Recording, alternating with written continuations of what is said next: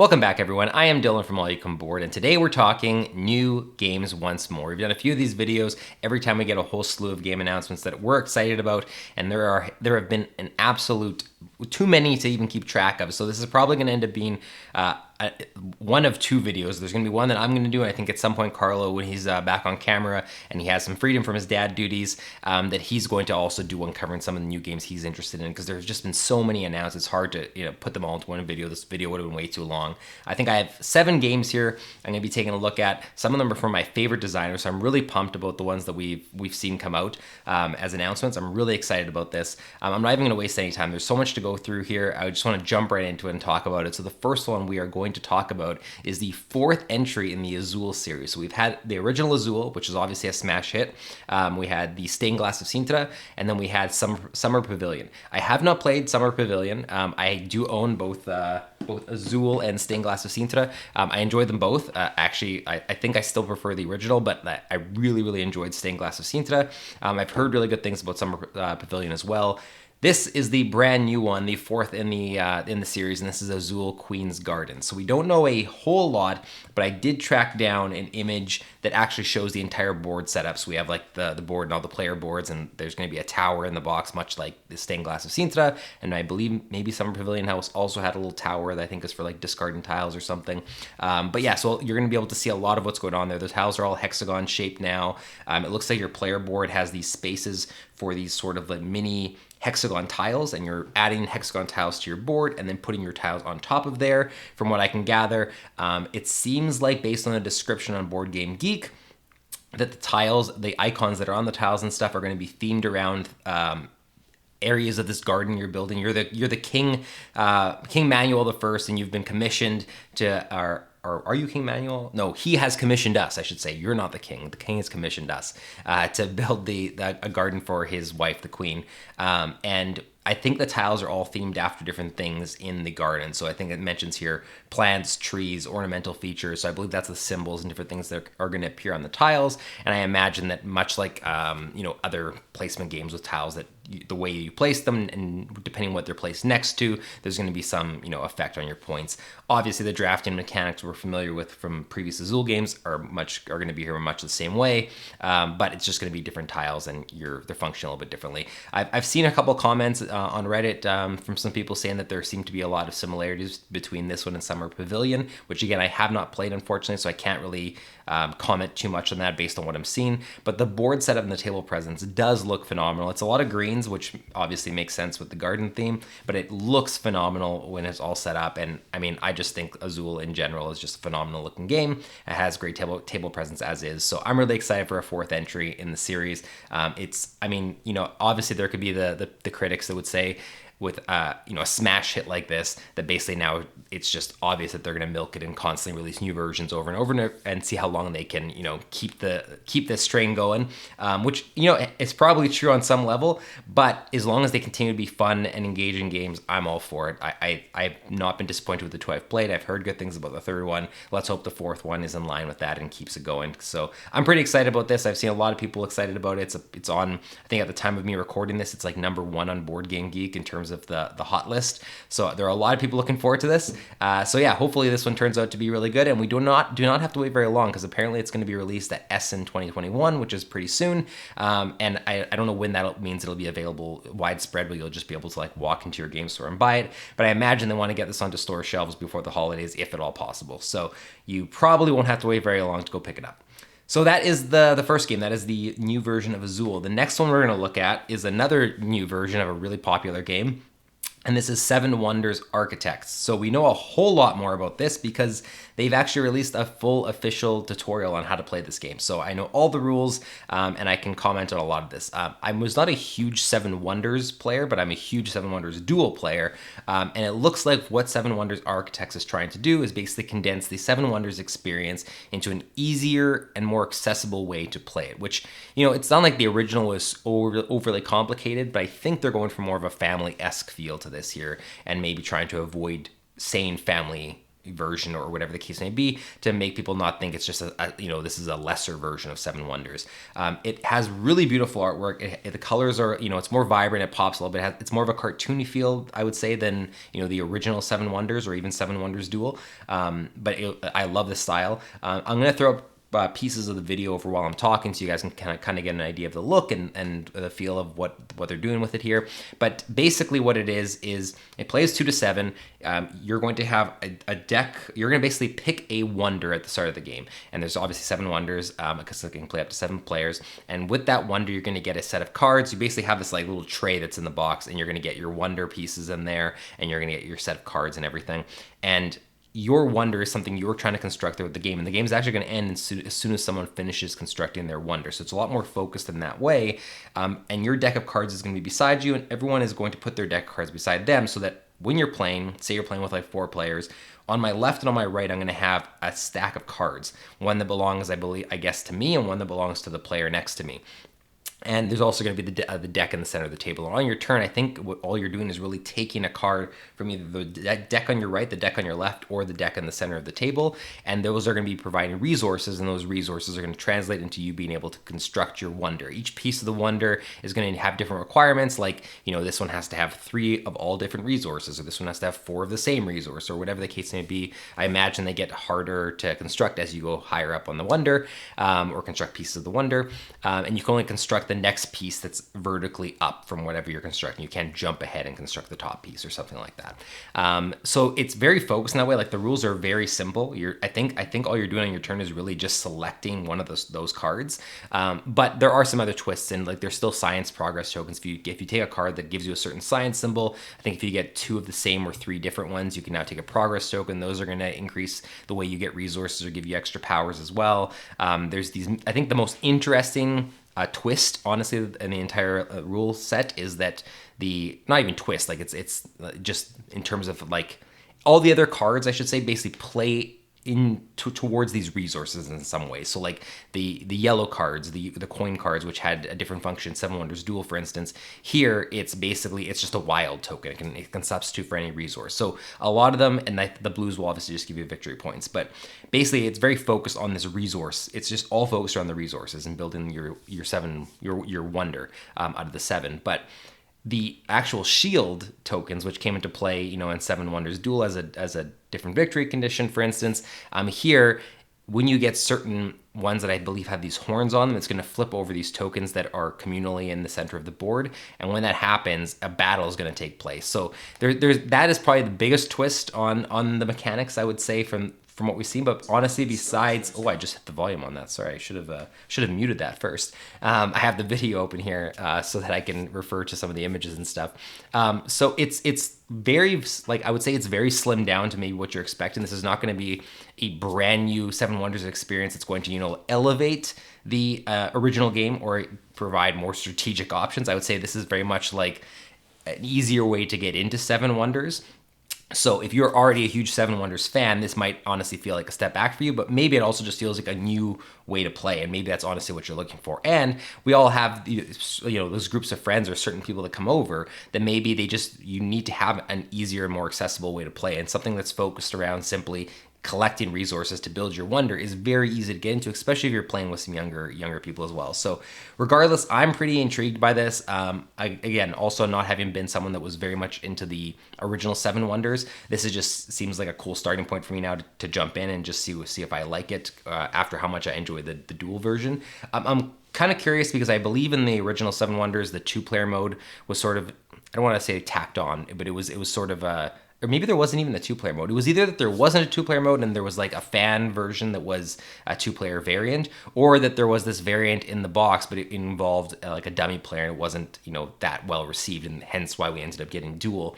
I'm wondering here how the 2-player version is gonna fare. I imagine that they would have tried to make it better, having seen how well Seven Wonders Duel has done, that having a good 2-player mode would be really, really good for this box. So I would imagine it's probably stronger, but I'm curious about that myself to see. And if there's this sort of sweet spot at like, if you play it with 5, it's great. If you play it with 3, it's okay. Like I'm curious how that's going to function. But either way, I'm intrigued. It's a popular line of games. I'm interested to see how it's going to fare, and it says 2021. Hopefully we do get it this year. I'd love to get my hands on it and try it out for myself. So moving on, we have 3 games I'm going to talk about, I believe, in a row here that are from 3 of my absolute favorite designers. So I am super pumped about all of them. The first one is Neoville. So Neoville is from Phil Walker Harding. Phil Walker Harding has designed a whole bunch of games I love. He's designed Gizmos, he's designed Emotep, he's designed Sushi Go. I believe he's one of the designers on, if not the only designer. There's a whole bunch, like Barron Park. There's tons of games, even ones I haven't played that I'm not going to go over. So I'm a big fan of his designs, and he's also one of the contributors to the newest version of Fjords, which is one of my favorite games, and now he's adding some new modules to it. So I really, really love Phil Walker Harding as a designer, and Neoville is his newest game. Now, there's not a whole lot released on this, and honestly, for me personally, as soon as I hear that there's a Phil Walker Harding game coming out that sounds interesting and has cool artwork, I'm on board. But from what we do know about this, it sounds really, really neat. So Neoville is basically, I'm going to read a little bit of the description here and describe what I think it's getting at, is looking for architects to build a city that is a combination of human habitation and the natural world. Are you up to the challenge? You're going to position tiles strategically to build skyscrapers and utilities in your 4x4 city. Skyscrapers will be worth harmony points at the end of the game based on their value and district size. Utilities will be worth harmony points when their position in the city fits their own requirements. So it sounds like there's 2 different things you're building there, and you have this 4x4 grid that you're going to be restricted to, and you obviously have a limited number of spots that you're able to build in, and you're going to have to work within that to maximize your points. We do have an image here that shows the skyscrapers. The table presence on this is probably going to be fantastic because the skyscrapers actually do have, like, there's, I don't know if you guys can hear that. There's a train that just happened to go by my building here, and it just let out the loudest train honk. Anyways, there's a bunch of skyscraper tokens. I'm putting the photo up on the screen here right now, if I remember to do that in the editing, that basically actually have vertical skyscrapers that you're putting together and stuff, and the points are clearly listed at the top. So looks like the table presence is going to be fantastic on this game. Obviously, that's just an extra bonus added on to the fact that I'm already a huge fan of the designer. There's not a whole lot more to say about it other than I'm going to be keeping a very close eye on when we're going to get more information on this. It's being published by Blue Orange Games, and the artwork and the cover art looks fantastic. I just everything about this is checking all the right boxes for me. Hopefully, it lives up to my expectations because, like I said, I'm a huge fan of him as a designer. So, really excited to get my hands on that one. The next one we're going to talk about is from another one of my really favorite designers that you guys have heard us talk about on this channel a lot. That's Reiner Knizia, and this is Mille Fiori, or I believe I'm pronouncing that properly. I'm really bad with pronunciation. I'm so sorry. I think it's Mille Fiori. It's a longer Reiner Knizia game than, like, it's not super long. It's 60 to 90 minutes, but in terms of Reiner Knizia games, a lot of his tend to be smaller box and easier to get through. This one looks like it has a bit more weight to it, but I am really, really pumped about this. Again, we have a pretty long description on Board Game Geek in terms of how it plays, but with only like a single image or 2 images or something to actually like refer to what's being talked about. So it might not be the easiest to wrap your head around the rules, but from what I understand, there's basically, well, here, I'll read a part of it and then I'll kind of break it down a little bit. So you're taking the role of glass manufacturers and traders who want to profit as much as they can from the role in the production of glass art. The game board, which I'm going to put up on the screen here, features different aspects of the glass production cycle, and each one is a different spot on the board. So there's workshops where the glass is created, there's houses where it's installed, there's people who support your work, there's trade shops where it's sold, and the harbor where ships bring glass to different locations. So each section of the board is, you want to, I guess, have presence on each section of the board, and each one is going to there's basically these tokens or these tiles, I believe, what I want to figure, diamond-shaped tokens that you're adding to the board into different locations, and you're adding to the location that is on the card you play. And the way it works is I believe everyone has a hand of cards to start, and you're selecting one card and passing the hand to the next player. So it's kind of drafting in that sense. And whatever card you pick is going to have one of the locations listed that's on the board. I don't know if there's any other details on the card. We don't have images of the cards themselves, but basically that's going to direct you to a section of the board, one of the ones I talked about. So for instance, you might have the workshop on yours. That's going to be the section that you're adding one of these diamond-shaped tokens to. And again, I'm going to put the image up on the screen so you can kind of get an idea of what they look like. But in each section, it looks like that there's going to be different, scoring conditions and different conditions, period, on how you're gaining points and also how you're positioning things and competing with other players. So Reiner Knizia with his tile placement games and everything has just been phenomenal. Like Babylonia, I absolutely loved, and there's more I could name, but I think that this one, combining all the different locations with his tile placement and Reiner Knizia genius, is going to be phenomenal. And that one shot we have of the board, just so colorful and looks so great. I just love the table presence of it. I am actually so pumped about this game. Again, I'm biased because I'm a huge Reiner Knizia fan. He has not let me down yet from the ones I've played. I'm expecting that this one won't be the first one. So cover art is gorgeous. Everything about this just looks fantastic to me. I cannot wait to play it.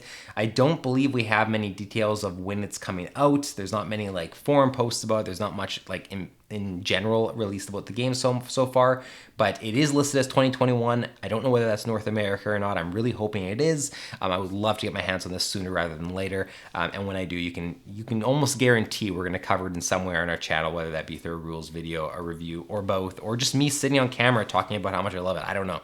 And if I'm disappointed by it, I'll probably make a video about that too, because it's going to be devastating. I'm going to want to share that devastation with you guys. So either way, I hope that won't be the case. It looks really great. That is Mille Fiori, which again, I might be mispronouncing.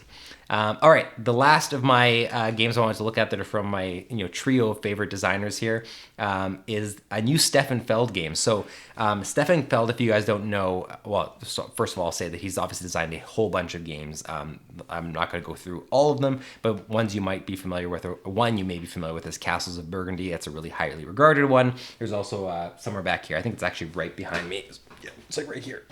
Having to stretch so you guys can see that. He also has Castle of Tuscany is what I was pointing to, so the follow-up that just recently came out. And what Queen Games has been doing is they have this, I believe it's called like Stefan Feld series or something like that. I don't know the exact official name of what that is, but it's basically here, I'll find it. Stefan Feld Collection, not series. Stefan Feld Collection.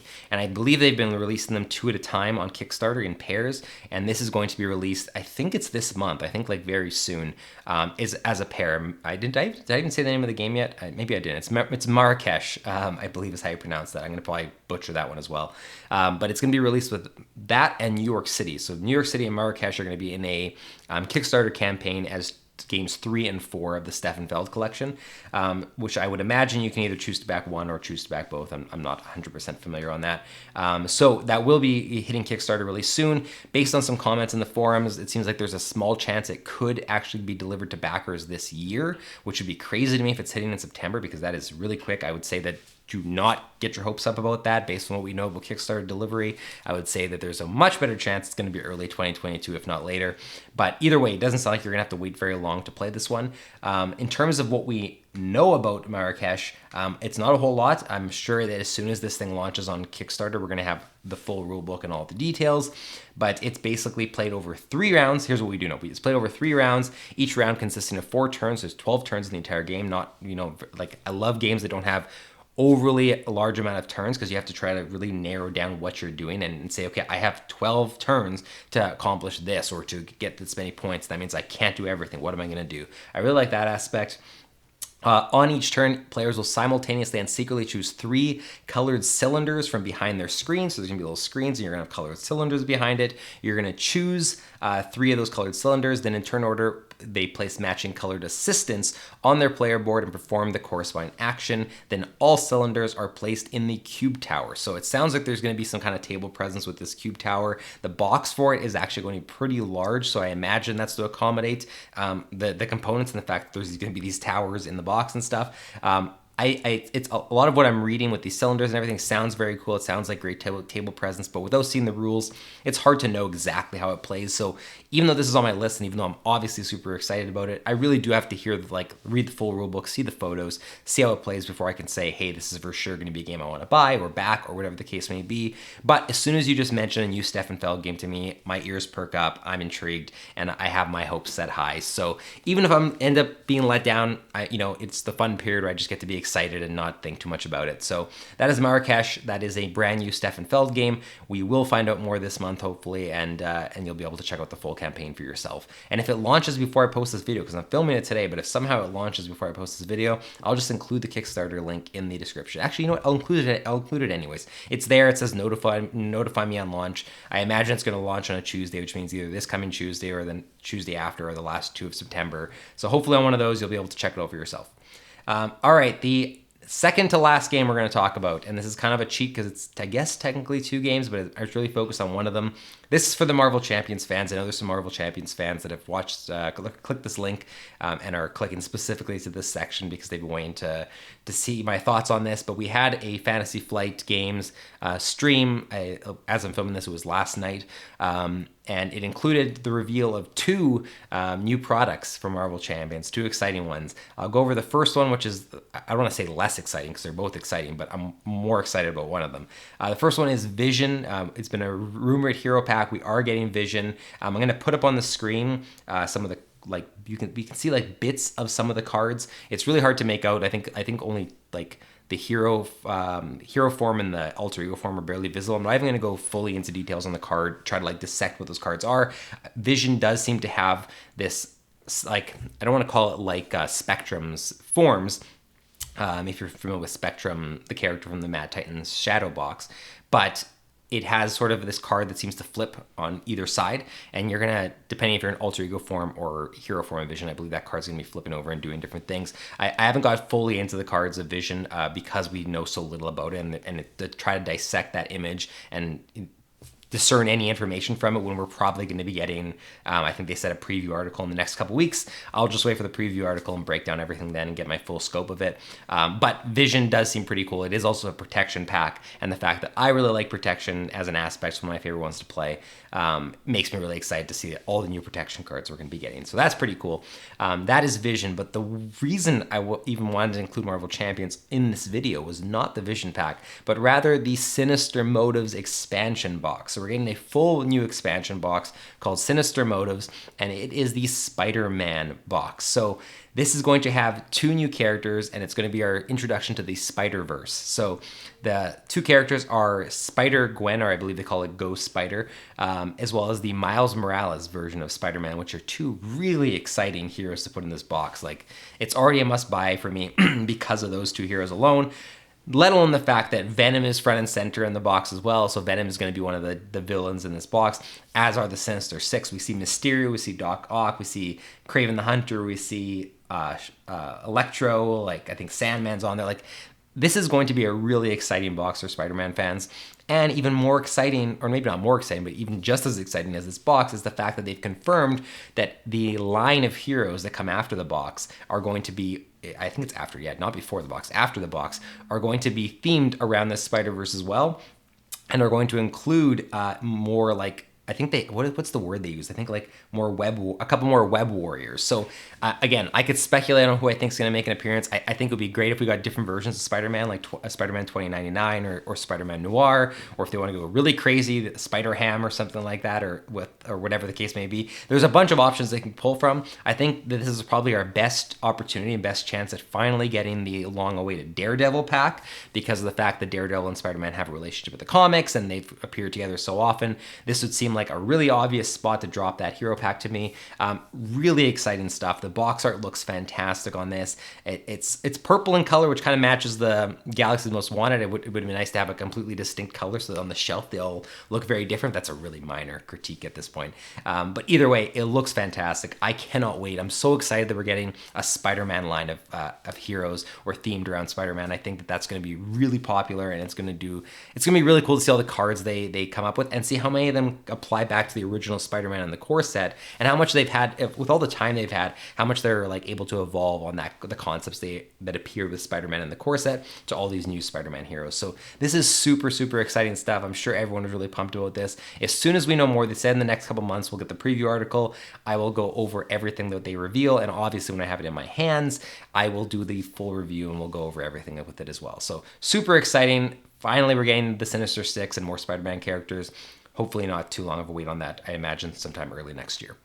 Okay, and the last game we're going to look at is a game from Capstone Games called Corrosion. So, couple of reasons this is on the list. First of all, we're just big fans of Capstone Games in terms of production quality, in terms of game design. We love so many of their games, and we're continuing to build a huge collection of them on our shelves because of how much we love them.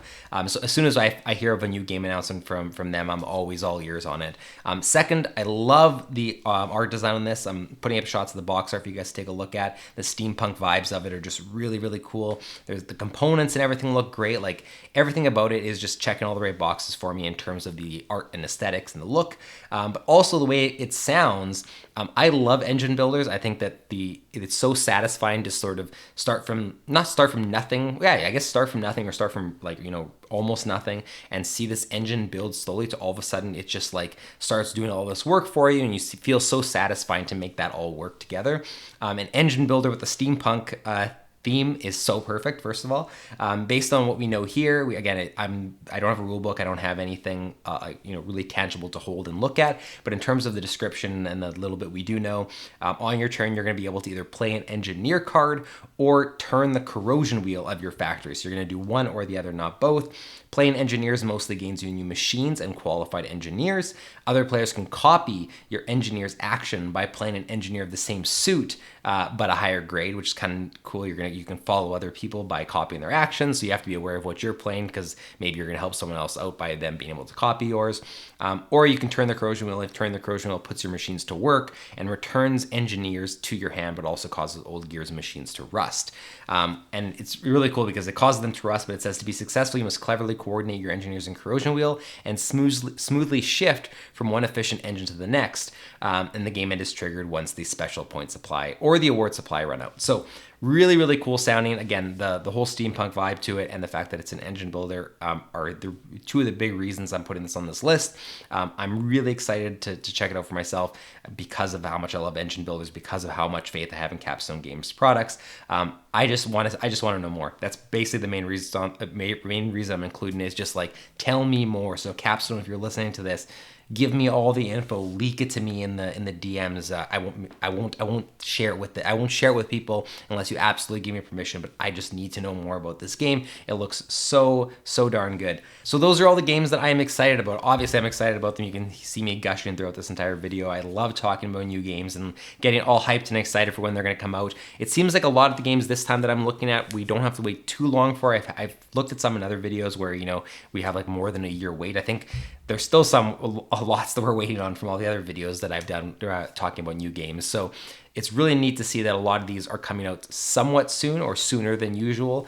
So there won't be a huge gap between when I talk about it compared to when I actually get to play them. But you can imagine that as soon as we have our hands on any of these, we're going to bring you content and give you our thoughts and give you tutorials and things like that, because we are really excited about these games. So let me know which ones you have your eye on the most. Obviously, if you're here because you're a Marvel Champions fan, I imagine that might be Sinister Motives. That's going to be my guess there. But maybe not. Maybe you came here and that's what you came for, and then you checked out Neoville and now you're excited for that. Let me know. I'm really curious which ones you are most excited from out of these 7 games, and which ones are you excited about that I didn't include on this list. Like I said at the beginning, we are going to be doing another video. Carlo's going to be hosting that one with some of the other games that he's really excited about.